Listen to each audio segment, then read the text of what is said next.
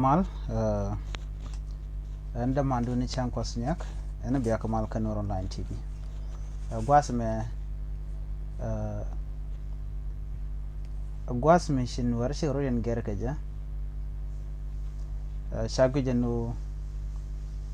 deran da main tap da jani nyway ke shai kel da ro moj ke shai kana main tap magwa misha bulka lot ki main tap misha tul no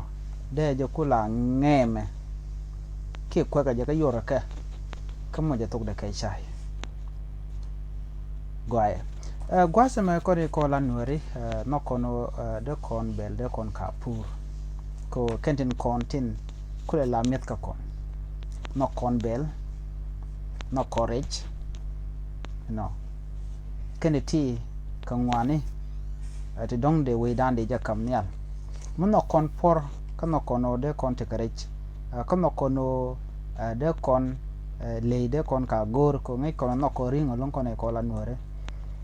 keneti ke miste go ka kon e ko la nuare de kan tek dan de kan nang nyam no shemo ku yana neno gwasa me no di nen misianen gwada mo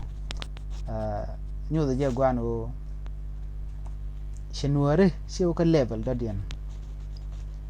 shi garti bom long shi kala da no mo da level 4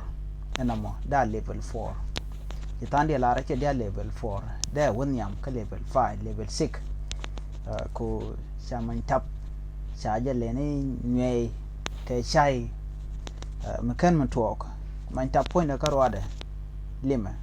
chai lima ba kadang raw ke ko la mat chai mat ka je kor gwada dan nyway ka man tap ko be man tap be je kula we de ke be je kula jaga ja coach ko dong che bi che jiran che de la ngoñ jen mi mat ka na ma ka je level 5 level 6 nuar lo chai standard cha ja kam nyal no mala nuare gwa cha jen dan goro no de laria ani chana mat ke chai kanyo kon ma intap